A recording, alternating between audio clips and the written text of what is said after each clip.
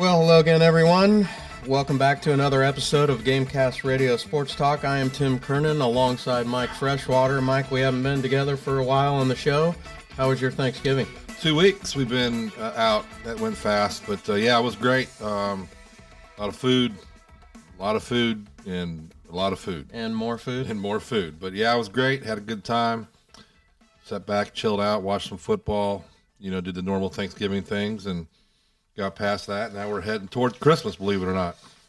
Yeah, crazy. Hard to believe that we are heading towards Christmas now in December. But Thanksgiving, just absolutely love it. Spending time with family.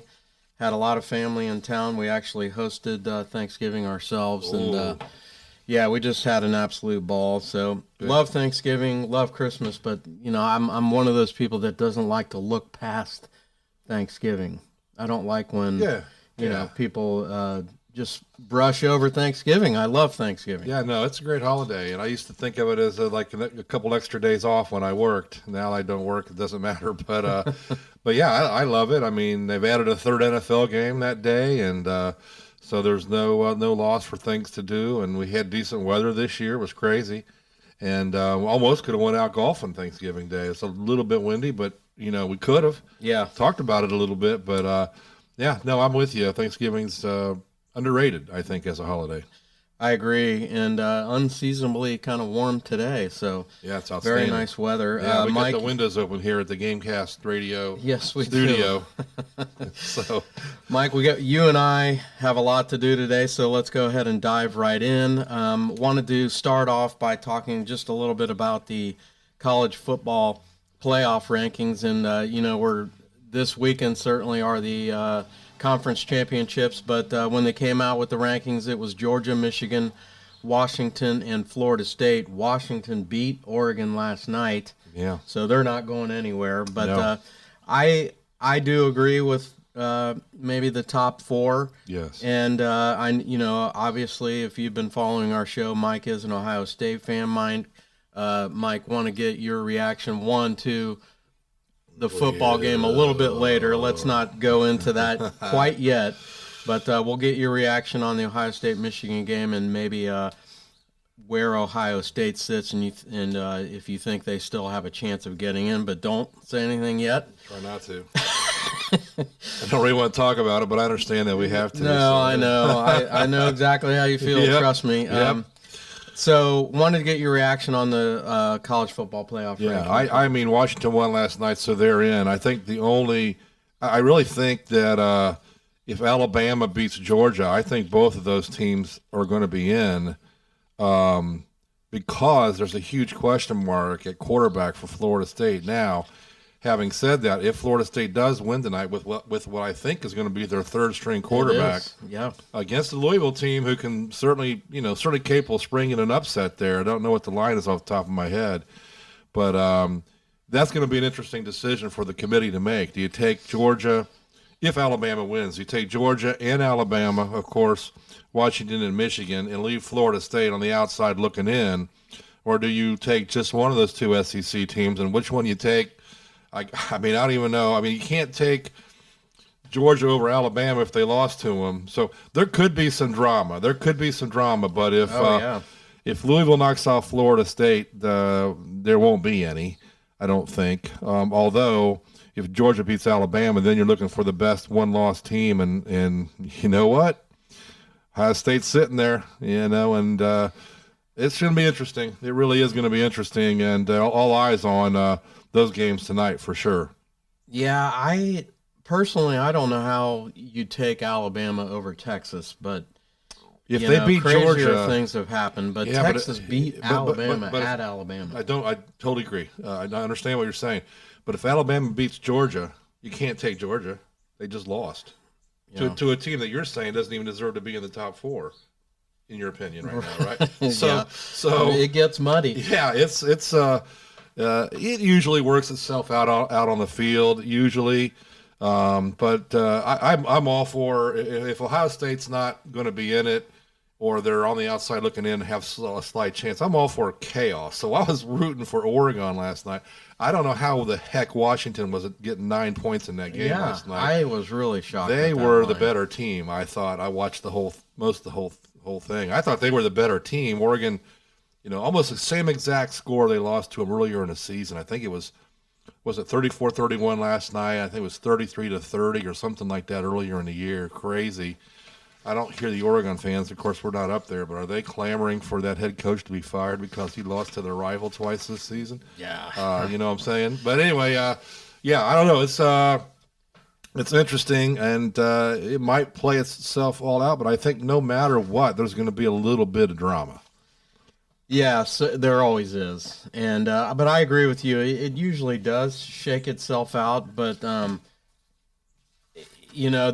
are a lot of scenarios that can still happen, but we're going to find out in the next 24 hours how it all shakes out. But Again, we'll get back to Ohio State a little bit. But Mike Elko, coach at Duke, was hired at Texas A&M. He's a former defensive coordinator at A&M, was also a defensive coordinator at Notre Dame.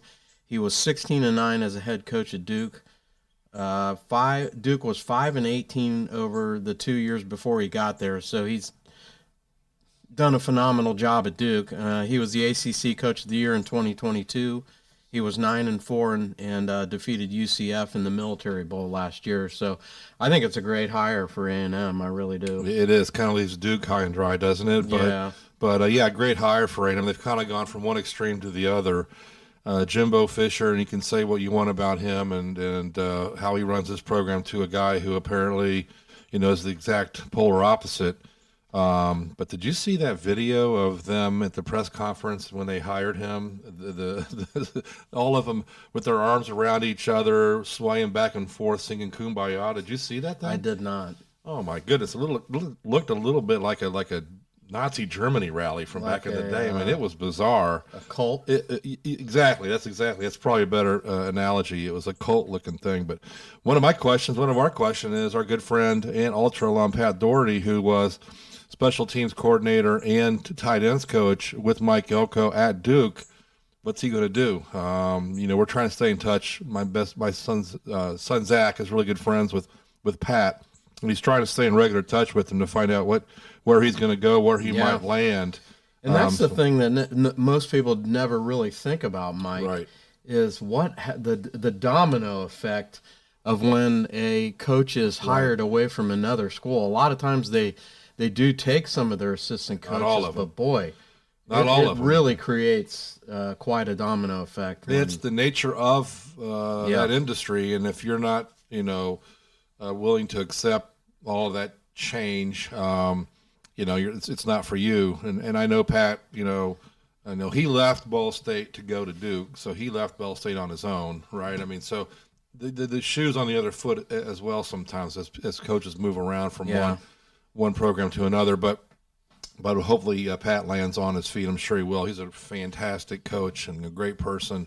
Interviewed him a couple of years ago during COVID for our halftime, and I was extremely impressed with him. I coached him as a junior high kid playing basketball, and know his family, his brother Brian, and his mom, and knew his dad. And I hope and I'm sure he will end up on his feet somewhere and get a nice job. Oh yeah, he will, no doubt. Next on the agenda that I wanted to go over, Mike, was the portal.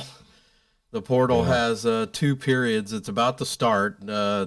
December 4th through January 2nd. Now, of course, players have already come out and said that they're jumping in it, but the actual period is December 4th through January 2nd, and then there's another one after that spring practice period, April 15th through April 30th.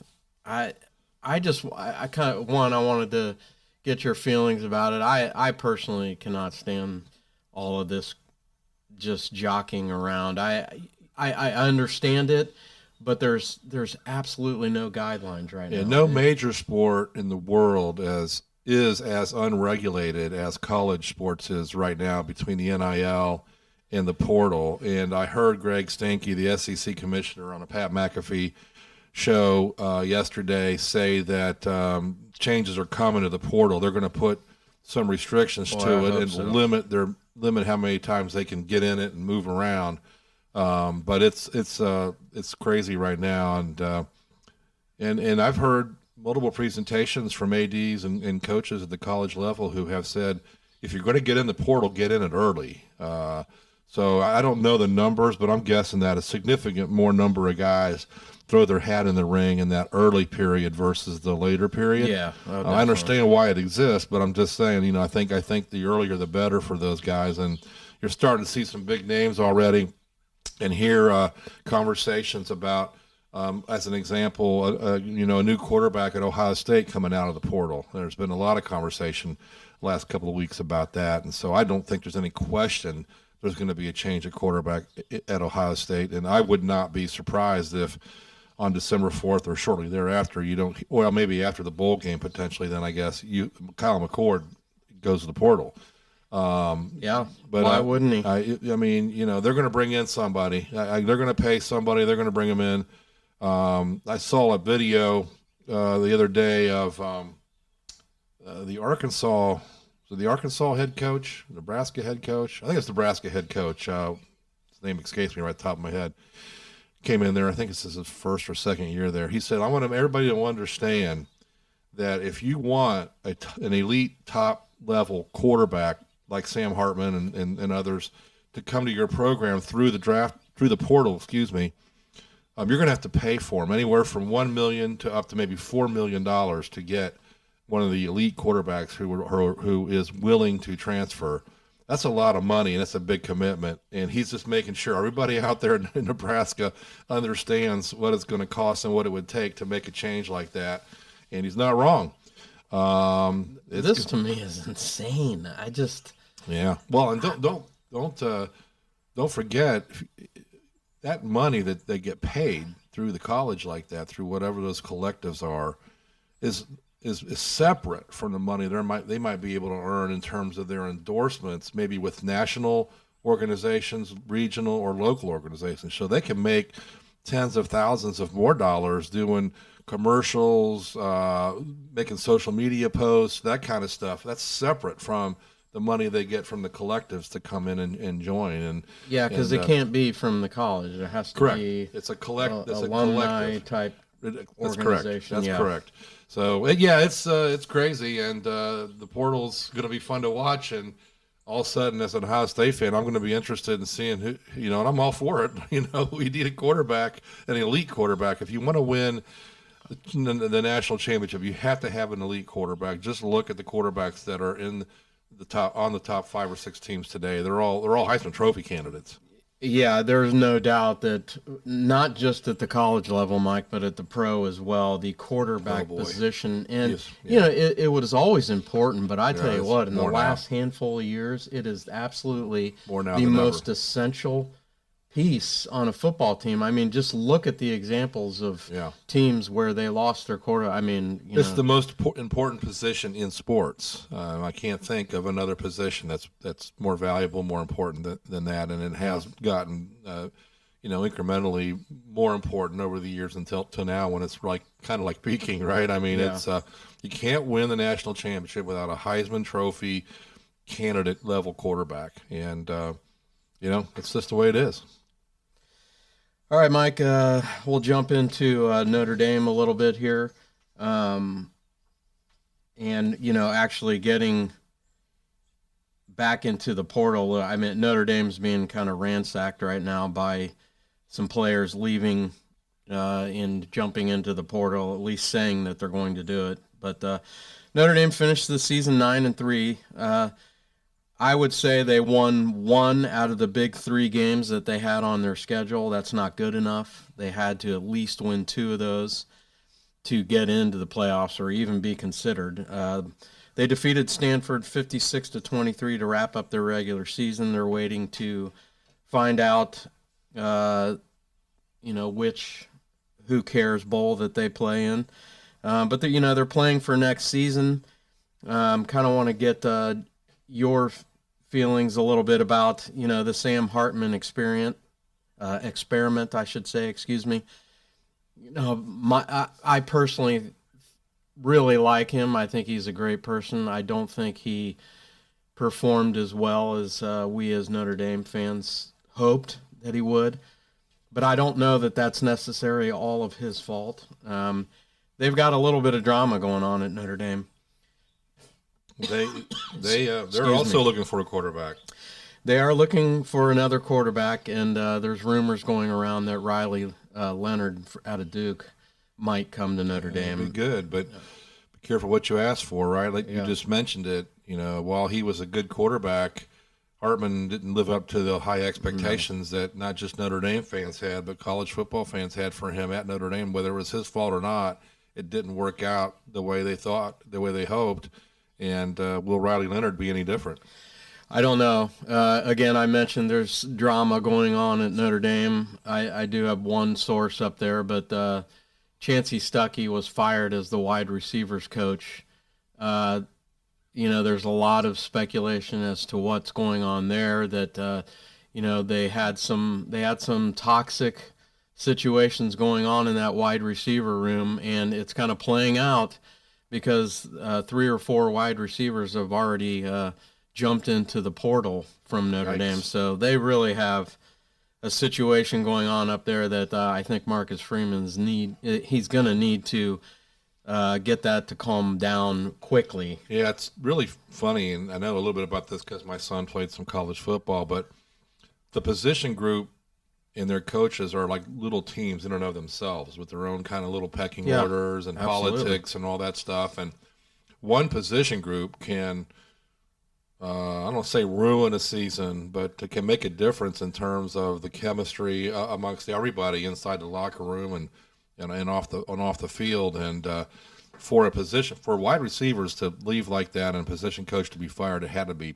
probably pretty bad because I'm sure they gave him multiple chances and coached him along the way to try to resolve whatever issues they might have had, and then probably finally get to the end of it and said we're going to move on. Well, it has been a disappointing group, really, honestly, the last 2 or 3 years. And, I can't sit here and point the finger all at the coach, but it's a bad situation. And, hopefully they'll get it figured out. But it'll be interesting, one, to see who Notre Dame hires in that position, and two, they've got some high-level recruits that are committed to come into Notre Dame as freshmen. Really high recruits, high level. Like a 5-star and a couple of 4-stars. So certainly you want to hold on to them. But the players that left are certainly talented, but they didn't set the world on fire. So we'll see. We'll see what happens, but Notre Dame absolutely needs to figure out the quarterback situation, but they have Kenny Minchie and C.J. Carr, the grandson of Lloyd Carr, who coached at Michigan. He was a 5-star. I think he's a 4 now. I don't understand. Well, if he's from Michigan, he's probably like a 2 or 3-star. Well, he's committed to Notre Dame. So what are those guys? Not good enough for Michigan, evidently. If you pull in a portal, they wanted him. Did they? Yeah. Well, good for him. So. What do those guys think? If you're pulling in another portal quarterback, are they like, what the hell? We'll talk to Jeff about this a little bit. As I mentioned, the Kyle situation, McCord situation at Ohio State, but it's the nature of the beast right now. And I guess if you don't like what's happening, if they bring in somebody else to compete with you, then you can enter the portal. You can move on. It's just the way it is. And it's tough. It's really tough because you can't lock these guys in and have them for 2-3 years. Obviously, the real good ones are going to leave, or go to the pros early. But I mean, it's a tough situation. It is. I don't envy these coaches who got to schmooze these dudes, and of course the collectives that got to pay them to keep them on board and focused, and even if they're backups. I mean, nobody wants to be a backup anymore, right? No. So. I would not want to be a college football coach right now, even college basketball coach, trying to navigate through all of this portal nonsense. It's absolutely insane to me the way the college level sports are right now. Yeah, we were talking to somebody recently, and where were we? Where was I at? We were talking to somebody in the college coaching space, and they said that dealing with the portal is the biggest challenge that they've had. Oh, I know what it was. It was the other day in a meeting I was at. Brooke Cups was there, and of course he has Gabe Cups, who's a freshman in Indiana playing basketball. And the question was, how much is the portal affecting recruiting of freshmen? And he said significantly. A lot of freshmen out there, some of the not lower level, but mid-level prospects are getting shoved aside because the teams are moving pieces around through the portal, and it's made it much tougher on guys, and they end up going D2 or D3 because that's all they can get, and then maybe they can move up if they prove themselves. But it's a strange situation, and it has a trickle-down effect all the way to the high school recruiting process.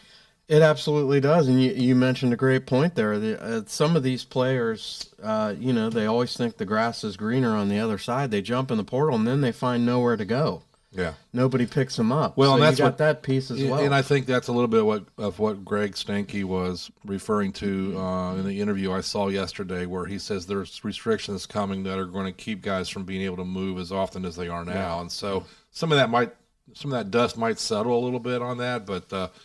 Changes are needed, no doubt about that. Yeah, absolutely. So, well, Mike, speaking of Jeff Gilbert, he is waiting on the Gamecast Radio hotline. So hotline. Let's go ahead and bring Jeff Gilbert into the show. Jeff, you're on the hotline. I'm on the hotline. At least I'm not on the hot seat. That's a great point. Absolutely. Right. Well, Jeff, big game last weekend between Ohio State and Michigan. I know you were at the ball game. Would love to get your feeling on the things that happened last weekend up there in Ann Arbor. Well, where do you start? Wow, where do I start? Yeah. There's so many things about that game that to talk about. I mean, it really could have gone either way. And a lot of Michigan chatter like, "Oh, we killed him again." No, not exactly. No, that's it was not that kind of game. Ohio State was a couple or three plays away from winning the game. Right. So,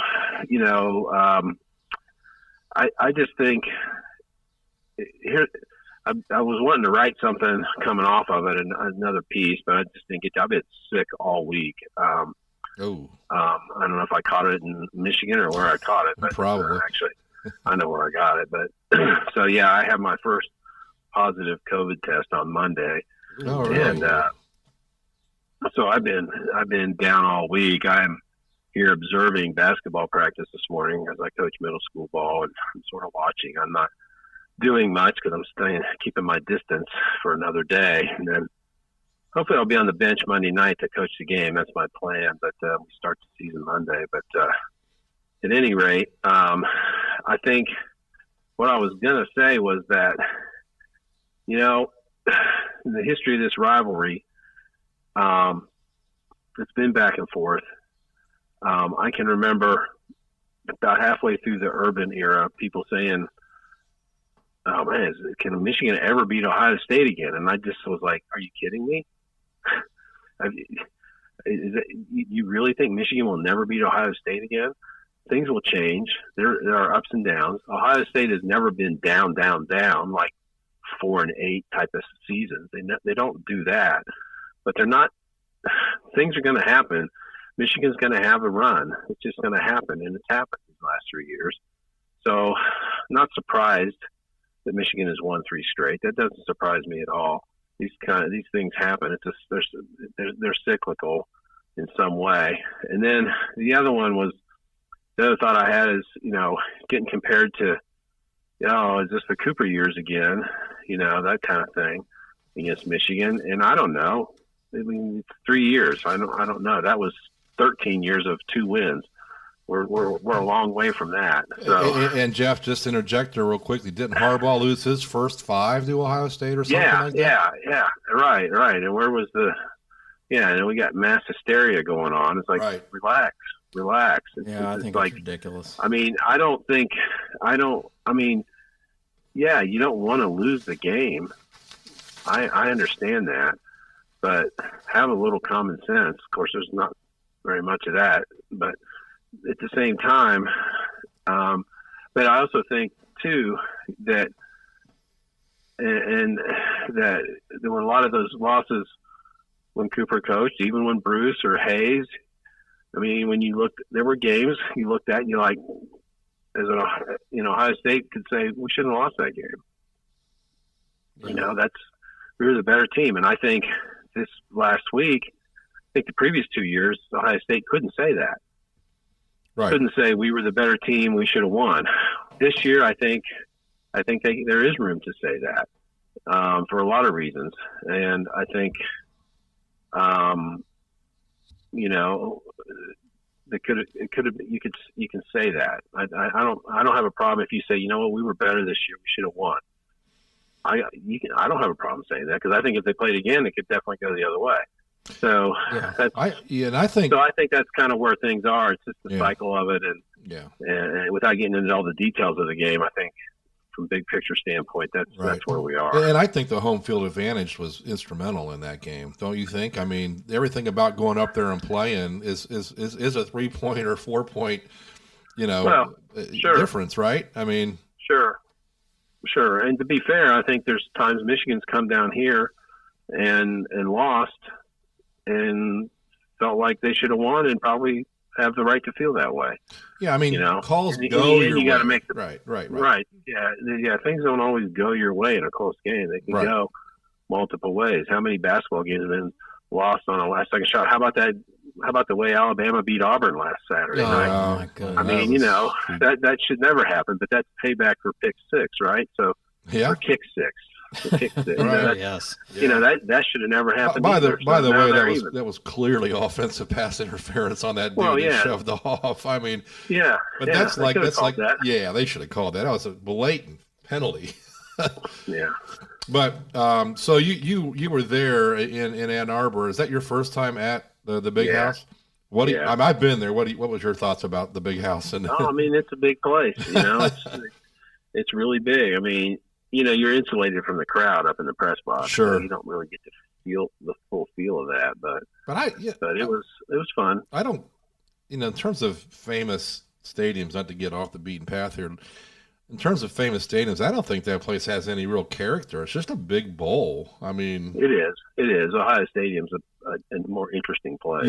Yes. Yeah, I've been there. Notre Dame was a more interesting place. I mean, they did all that remodel, and it's nice. There's a lot of brick around the outside now that used to be there. Right. It is I will say it's the nicest press box in the Big Ten. Oh, really? Ooh. Yeah, they've fixed it up. So people told me that, and they was like, "Yeah, this is nice." Yeah, that's important to have that. I've been to a couple of Michigan Notre Dame games up there, and of course it can get loud if it's sold out and stuff. You got 100 and some thousand fans up there, but I really didn't think it was that loud of a stadium. I thought there was a lot of red there. Did you see a lot of red, Jeff? Not a lot. Not a lot? I felt like there was more than there normally is, but I don't know. I can't. There could be. Yeah, it might have been down below me and on front of me. I don't know. I just didn't see a lot. They stick the band up in the top. I know. 4 rows of the stadium. They should do the same thing to them when they come. Was that Mr. Bucknuts guy there? That crazy dude on the side? Buckeye guy. I'm sure he was. Yeah, he was there. In fact, he was on the Fox pregame show. Was he really? Oh yeah. Yeah. Just a little bit annoying. He was on my flight to Rutgers, so. Oh, really? Already dressed in his gear, yeah. That's hilarious. Face painted. He flies like that, yeah. Would love to know what his job is. Well, Jeff, I know you're a little under the weather. Yeah. You, the three of us talked about a week or so ago, and I thought your plans were to go up and cover the Alter game tonight, but am I guessing that you're not going to make the trip? I'm not going. Yeah. I'm not going. I'll watch it. I watched Springfield last night. I want to watch the games today. Right. We'll watch Marion Local this morning, and then whatever the middle game is, I might watch some of that, and then I'll watch you guys tonight. Yeah, speaking of press boxes, man, that place is. We were there in 2018. They were still remodeling a lot of the outside, the end zones and the opposite side of where we were sitting. But that press box up there and all the amenities that they have is for a game for those games is outstanding. That's good. Yeah, I can't wait to get up there and sliding glass windows. You just push a button, and the window opens and closes. Oh, really? It was. Oh. Let's put it this way: it was not Westerville North. It's not Westerville North. Oh my God! It wasn't any high school press box, I'm sure. No, that was an ice box. I've never been. It was not cold. Heated. There were like 9 dudes in there. Marty Bannister was screaming play-by-play at the other end of us. Yeah.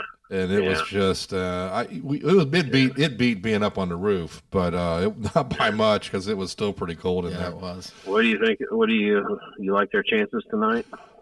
I mean, they got a chance. A lot of big ifs, but Glenville. I've seen them on video. We've got a scouting report on them.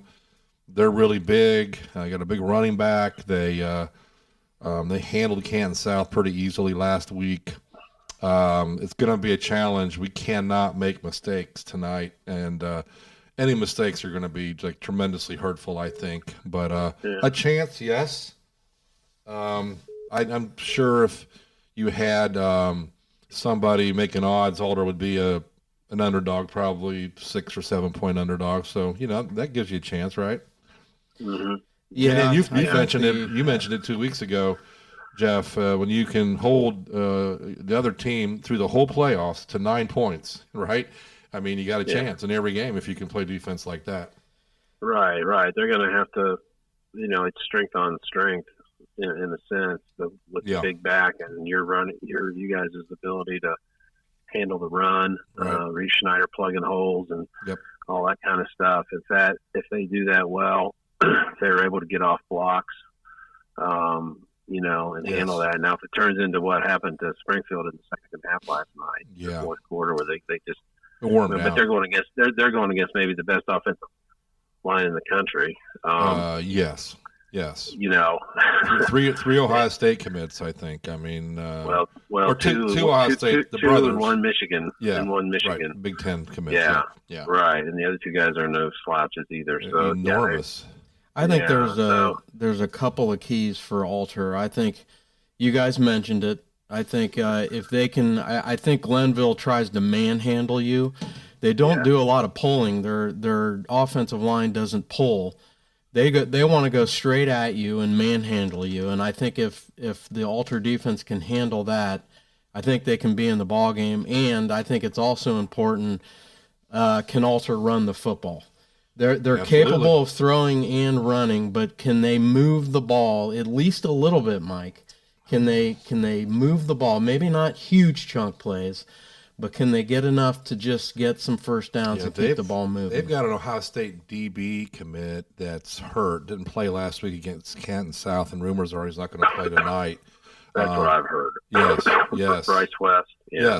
Yes. And that might help a little bit, but you're absolutely right. We talk about this all the time, especially this time of year. You get this late in the season. If you can play defense and run the ball, you can win, have a lot of success. And that's what both teams are going to try to do tonight. Yeah, and that's what I've watched the first however many games they've had on, most of all of them, and they're running the ball up there. Yeah. There's not a whole lot of teams that's known it all over the place.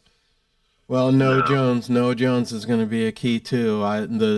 The offensive line of Alter has done a phenomenal job throughout the playoffs, Mike. Yeah. And again, it gets back to my former point. If they can move the ball, I think they're in the game. Yep. So Jeff, one thing before you go, and we were talking about this before you joined. I want to get your reaction or thoughts about this, and that is, do you think it's highly likely that Ohio State goes to the portal to look for a quarterback, and or McCord himself ends up in the portal? The only way McCord ends up in the portal is if he loses the job in spring practice. I mean that's a good point. I don't think he leaves. I'm not convinced they're going to go get somebody. I don't know. There's a lot of chatter about it. I think it's a lot of wishful thinking on a lot of people's parts who think Kyle McCord isn't good enough.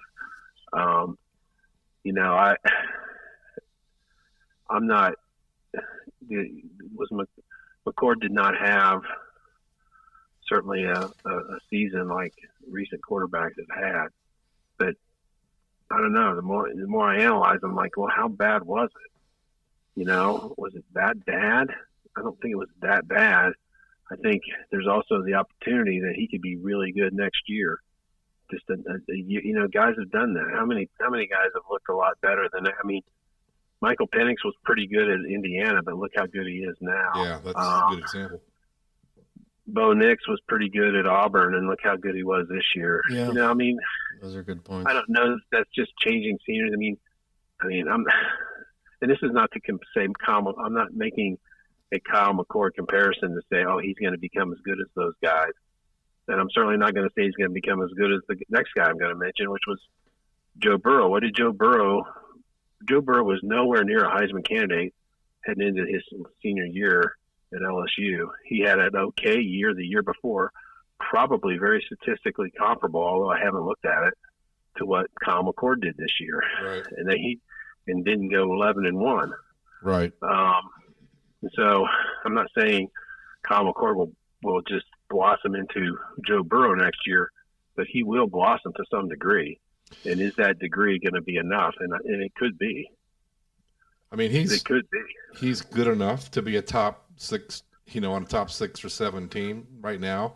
Right. Just not good enough to make it to the college football playoffs and win a game at Michigan like he needed to do last weekend. Will he get better? The other question I have, it's just key, is what's his relationship with Ryan Day like? I wonder. I mean, do they get along? I mean, you think it's okay? I think it's good. Yeah? I think it is. Okay. And if it's not, they hit it well. And Kyle gets up and talks, and not afraid to talk. And I'm not. And I'll tell you what, I don't blame. I mean, they lost that game because they couldn't stop Michigan in the second half.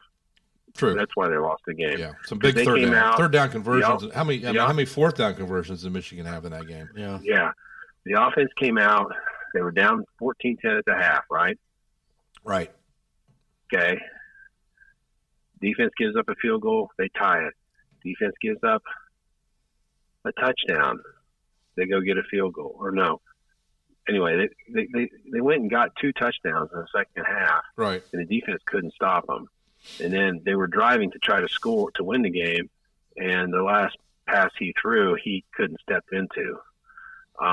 He started to throw it, and then all of a sudden the guy was in his face. So, that play right there, next year, either he makes it or he just throws it into the ground. And well, you know what I mean? Yeah, right. He would learn from that play to either like, okay, I got to not try to do this, or, sometimes the best quarterbacks that we've ever seen have made that play. Right. So, I think if the defense makes one stop, in the second half, they win the game, and they didn't. Yeah, this is painful. Right now, the pick he threw at the beginning of the game that cost them and got them behind 7-0. Yeah, that was costly. But I still think they had chances to win. Absolutely. I mean, there were a couple calls, and they're not to be whiny here or not, but I don't think that Michigan touchdown, that catch, was a catch. Watched it a million times. There's no way that's a catch. That's an interception. That should have gone Ohio State's way. And there were a couple others that were that close. And but like you said, that's what helps decide the game sometimes. And if calls go your way like that, big situations, you win. But are you having night terrors here? I tried to forget all of this stuff after because it was so hard to watch. They got the first thing they needed last night if they want to make the playoff, and that was Washington v. Oregon. I know. So let's can we talk about for Jeff with a minute or two? Sure. So if Florida State loses, right, and Georgia beats Alabama, is Ohio State in? It might be. There's one thing we know, the committee doesn't just move you up and keep everything in the same order all the time. They're willing to change the order based on new information, new data points, so to speak, as they like to say. So you think that's what has to happen, right? That at least has to happen, but that doesn't preclude the committee from saying somebody behind Ohio State right now, or Oregon, Ohio State's not playing today. That hurts them a little bit, and that hurts them. But it doesn't help. It doesn't hurt them as much as losing. True. Yeah. So I think there's a chance. I don't know. I don't know if this team could. I mean, if they get in, they're the 4 team. They're going to most likely New Orleans to play Georgia again. Is what would probably happen. That's what would probably happen. I don't know if they can go down there and challenge that team or not. Who knows? I think. Yeah. Well, yeah. Who knows? Well, Jeff, before you go, we want to get your quick prediction on the Alter Glenville game, Division IV state final that Mike and I will be calling tonight, and just want to get your feeling on that one. I mean, I hope Alter wins. I'll be pulling for it, but I got a feeling they're gonna drop a close one. I think it's just going to be the size and probably some speed that's just going to make a difference in a couple plays. And Alter's been prone to making a couple mistakes at times that haven't cost them, but it's just going to be hard. I hope you're wrong. I think it's going to be really hard to shut this team down. Yeah, I totally agree. I hope I'm wrong too. We're going to need some. Wrong too, we're going to need some cooperation from them. I don't think they're going to collapse like friggin' Steubenville did last Friday. But we're gonna need some, and they had some issues in their game against Canton South. Evidently, they had some unsportsmanlike calls and personal fouls that hurt them a little bit in that game. They still won by a lot.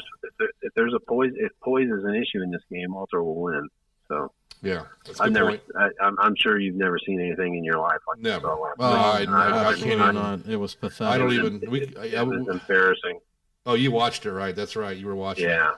Yeah, that was. I didn't even know what to say half the time, and it was. I saw a number of firsts in my 25 years of watching this pretty closely. I saw a number of firsts last Friday night, and I mean to be kicking off from the other team's 30 twice, taking a knee on a PAT, and then ultimately not shaking hands. All that stuff I've never seen before. Yeah, well, I'm glad they didn't shake hands. That was a smart move. Yeah, totally was. I don't think. I mean, I've come to the conclusion, talking to other people and seeing enough stuff this year. There was a big fight at McKinley and Massillon had a big fight this year. Right. I think they need to say we're not doing that. Needs to not be mandated. I mean, I just think you're just asking for it. Yeah. So I mean, what's the big deal? If kids want to find each other and say hug each other, fine. Yeah. Right. Exactly. Well, Jeff, we appreciate you joining us this morning. No, you're not feeling well, so get better, and we'll talk to you hopefully next week. Maybe so. We'll see. All right. Well, good luck, week, Jeff. Good luck Monday, and we didn't mention it, but we open our basketball season tonight as well. We play down at Mason against Hilliard Bradley, the third ranked. The third ranked. Boy, what a way to start! Yeah, I've seen them. They're really good, and. We opened the night. We weren't able to change that game because it's a special event and all that baloney. But good luck in your opener on Monday night. Hopefully, you can be on the sidelines. Thanks, and good luck tonight for the Knights. I'll be bold for them. All right, Jeff. You have a great day. Right, Thanks again for joining us. Appreciate it. And that was Jeff Gilbert, who writes for PressPros.com when he covers Ohio State, and of course, he covers Dayton area high school sports here for the Dayton Daily News. Always great to have Jeff on. Yeah, I'm sorry to hear he's sick, but I can. Sounds like he's getting a little better. Hopefully. Yeah. Well, Mike, we just have a few more minutes here. Wanted to maybe just kind of go quickly over some pro football highlights. I think the professional ranks continues to be completely unpredictable. It really seems like a free-for-all right now in the NFL, but I really don't think there's any clear front-runner, although I think the Ravens, Eagles, and 49ers are, I would say at least maybe the class. You could throw the Chiefs in there, but all of these teams have shown a propensity to play poorly on certain weekends. So I really right now don't think there's any clear front-runner in the NFL. It changes every week. Yeah, everybody talks about how great Dallas is. They haven't played anybody with a winning record, literally. I mean, like in the last 5 or 6 weeks. So their schedule's been easy, quote unquote.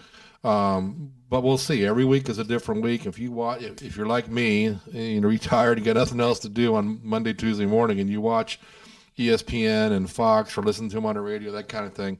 It's all about how hot whatever team is that won the day before. Is it the Cowboys? Is it the Eagles? Is it the 49ers? Is it now all of a sudden people are talking about how much better the NFC is than the AFC. Every week it changes. Anything can happen. You mentioned it earlier. Dak Prescott could get hurt tomorrow and be out for the season. Patrick Mahomes could get hurt tomorrow and be out for the season. And you're talking about a whole different landscape. And you mentioned it. You look at the. I mean, I think Cleveland's going to be starting their 5th quarterback tomorrow, which is completely insane because they're all getting hurt. And Joe Burrow, once he got hurt, their season was over. So it's the NFL. Think about this. I think last weekend, the 51st or 52nd different guy started at quarterback in the NFL. Think about that for a minute. That's just insane. And you can't win if you don't have your guy. And, health in general, injuries in particular, if they are killers in the NFL, especially if they hit certain key guys that you depend on a lot. That's what it's all about now. It's about being lucky enough to keep guys healthy and uninjured, or at least not completely hurt so bad they can't play. Yeah, that's what it is. That's what the NFL is all about now. And got a visitor in the Gamecast Radio studio. I have never seen this dog before in my life, so we do have a visitor, and I'm not sure where this looking for something to eat person came from. But happy dog waving his tail and everything. And speaking of the Bengals, Mike Burrow, of course, out for the season. Zach Taylor still thinks the Bengals can make the playoffs. Well, I think he is dreaming. He's just, playing the game there, right? The PR game. Yeah, remaining schedule for the Bengals is a gauntlet. They play the Colts, Vikings, Steelers, Chiefs, and then the Browns again. And, I don't see the Bengals making the playoffs unless somehow Roger Staubach, gets in a time machine and joins the Bengals. The difference between the Bengals and the Browns is that the Bengals went 0-3, 1-4, whatever to start with Burrow, and then he gets hurt. The Browns at least won some games with Watson and then P.J. Walker a little bit. So they put themselves in a position where if by hook or crook they can win a game with their 4th or 5th quarterback, they'll do that. But the Bengals, they were pretty much eliminated when they went 1-4. I mean, that put them behind the 8 ball big time. And then Burrow goes down, it's all over. The season went downhill fast for them, unfortunately. And I can see this scenario right now: the Browns needing to beat the Bengals in the last game of the season in Cincinnati to go to the playoffs, and the Bengals win. Find some way to win it. The Bengals beat them. Yeah, I could see that happening too. Absolutely. I don't even know who the Browns quarterback is right now. Really? Mike, you haven't been paying attention? It's one Joe Flacco. Oh, he is? He is going to start tomorrow. You talked about, oh my gosh. He is going to start tomorrow because DTR, Dorian Thomas Robinson, got a concussion last week and is out from concussion protocol rules. And I don't know if P.J. Walker's hurt. I just don't believe in him enough. But they went out and signed Flacco. He's had several practices under his belt. All the indications are he's got the same old arm strength and all of that. The last touchdown pass he threw in the NFL was against who? Probably the Browns. The Browns. When he was playing for the Jets. Yeah, he went to the Jets after the Ravens. Right. So I don't know. It makes things interesting, but they're at L.A. and Garrett's hurt and Denzel Ward's hurt, and again the injury bug is just an absolute season destroyer, and it's biting them right now. It really is a shame because the Browns are a really good team.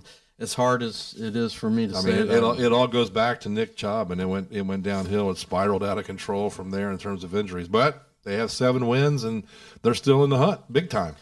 Yeah, I mean, if they, Flacco he was at least a very good quarterback. Yeah, I mean, if he's still got it, he might be able to take them there, Mike. You never know. You never know. Well, I will say this about that. Everybody got on the Josh Dobbs bandwagon, all excited, and he's making, working all these miracles up in Minnesota, winning his first game. I think he won his second game. What happened last weekend? He threw 4 interceptions and they got destroyed. So they figured him out. That magic, ran out quickly. Yeah, that happens a lot. They defenses catch up and they expose, rookies or people, who haven't played very much in the position, at least at that level. Absolutely. But, Mike, we'll do picks real quick at the end, but I did want to do a little bit of yes, no, maybe here today. Yeah. If you're just joining us for the first time, I usually present a statement to the two of us, and we say whether we agree, disagree, or, if it's possible. But going to go a couple of different directions, not all about sports today, but we'll start off with a sports one. Urban Meyer will be the coach at Michigan State next season. If it was going to happen, I think it might have already. So I'm going to say no. What do you think? I'm going to say no too, and kind of agreeing with your logic there. You haven't heard a thing about it. No. Now, and their season's usually over. Things would leak. Yeah, and I agree. I would be shocked at this point if he was the coach. Mike, the Reds will win another World Series in our lifetimes. Your lifetime, maybe. My lifetime, probably not. So that's my answer. Maybe for you, no for me. I don't. I'm gonna say maybe. I guess It's so frustrating. When I was a kid, the Reds were fantastic, and it is so. Baseball is just frustrating to me. Period. I loved baseball. I played it. Yep, same here. Played it all the way up through college, and loved it. I don't really like to watch it that much. I love playing it, but when the Reds are in it, it's so much fun. Even, in 90, and I was just a really young kid in 75 and 76, but I remember it. It was fantastic. Yeah. So I don't know. They did sign two nice pitching free agents this past week. They invested, I think, 30 or 40 million in two dudes who have pretty good backgrounds and good stats. So they are trying to make some changes, and they're trying to upgrade. I think they now realize, and not that they didn't already, but this young team, they're poised to win now. And, obviously Votto's not coming back, but the two pitchers, I don't know if they may not be done. They may still go out and look for a starting pitcher. I think from a position player perspective, they're pretty set. They might need a couple role players. But, it would be great. I really would love to see it happen because I'm a Big Red Machine guy. I love them.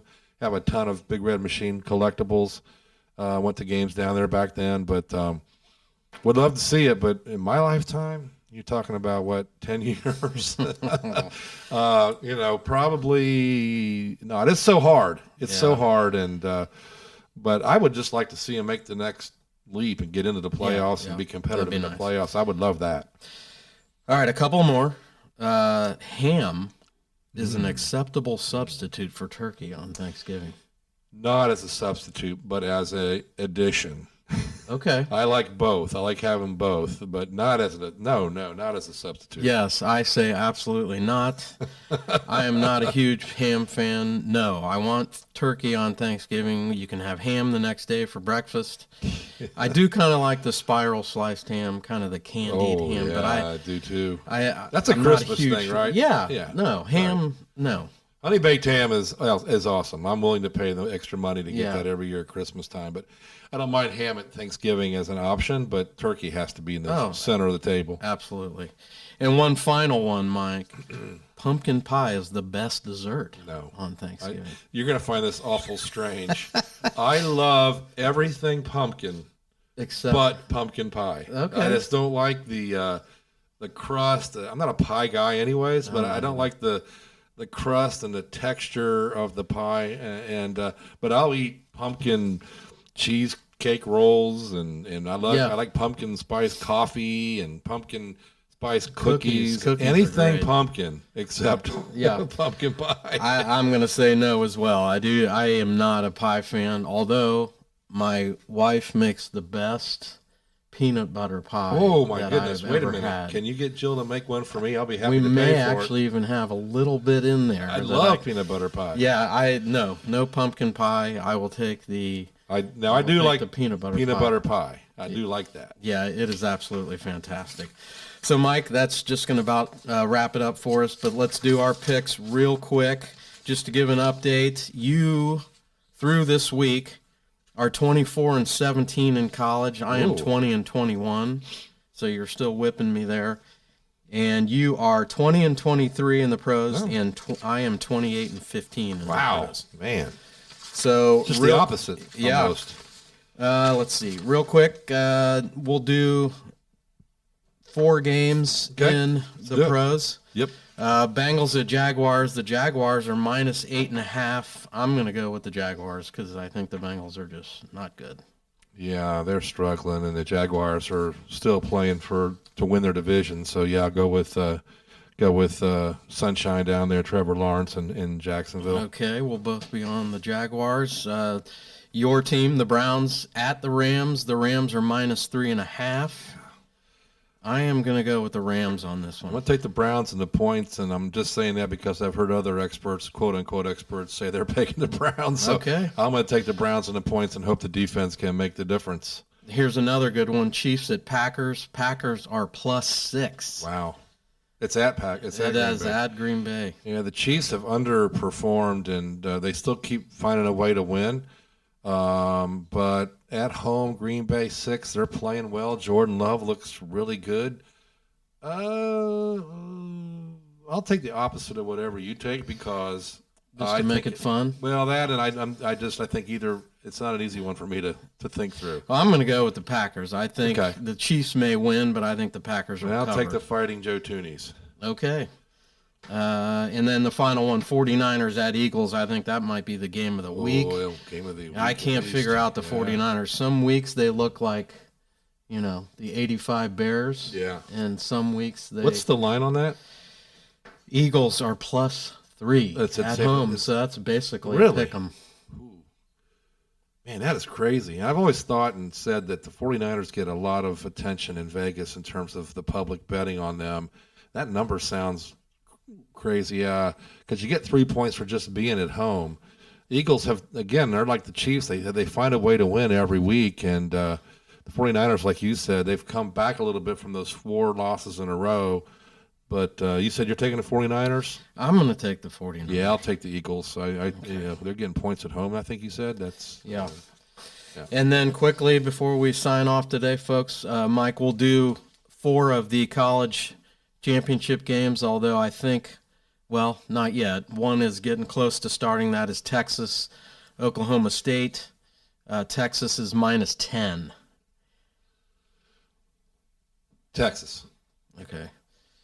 I will go with Oklahoma State. Second one is the SEC championship game in Atlanta, Georgia versus Alabama. Alabama, this kills me. Alabama is -5.5. All right. Are you serious? And they should not have won last week. So, they should not have won last week. It was just they always show up for these games. They really do. Yeah, but if you're right and Georgia's getting points, how can you not take that? I'm taking Georgia. All right. I'm going to take Georgia, too. ACC championship game, Florida State at Louisville. Louisville is +2.5. Florida State has third-string quarterback. I'm going to bet on the fact that they're going to be playing their third-string quarterback and bet on Jeff Brom and his game planning skills. And I'm going to take the Cardinals in that game, man, mostly because I want Florida State to lose. Yeah, but I'm going to take Louisville just for fun. I'll take Florida State just so we're a little different. Mm-hmm. But that is going to be a fun game to watch, I think. Absolutely. Even though you and I won't be able to watch it. But the Big Ten game in Indianapolis, Michigan versus Iowa. This one's a joke, if you ask me. But Iowa is -21.5. The total, in terms of Iowa's score, the total for that to start the week was 6.5, over under. So it moved to 7.5. So the experts think Iowa might be lucky to score 7 points in that game. And what is it, 22, Michigan? -21.5. Iowa is. Yeah. I'm going to take Michigan and lay those big-ass points. But because I just have no faith in Iowa to do anything offensively. I'll take Iowa just for the fun of it. But, yeah, Iowa just – their offense is god-awful. I've never seen the Iowa-Nebraska game last week was one of the most boring games I've ever watched until the very end when Iowa found a way to win that game. But I think tonight's going to be relatively boring as well in terms of Michigan dominating them and winning. One of the things that's going to be interesting is to see Jim Harbaugh on the field receiving the trophy from the Big Ten commissioner. Right? Are they going to allow him to do that? Yeah, he's back. Oh, he's allowed to coach in this game. He is back. Okay, I was not aware of that. So he's coaching tonight, and he's going to be down on the field receiving the Big Ten championship trophy from the commissioner who suspended him for 3 games at the end of the season. That'll be interesting. Yeah. All right, folks, that's going to wrap it up for us today. Thanks for joining us for Gamecast Radio Sports Talk. Mike and I will be in Canton, Ohio tonight to call the Alter versus Glenville State Championship game. Wow. So we'll report on that next week. My third one. I'm 0-2. Well, you're due. I think they're going to kick me out of the press box if we get this far again next year. We're due. I'm due. All right, folks, enjoy all the football today, and we will talk to you next week.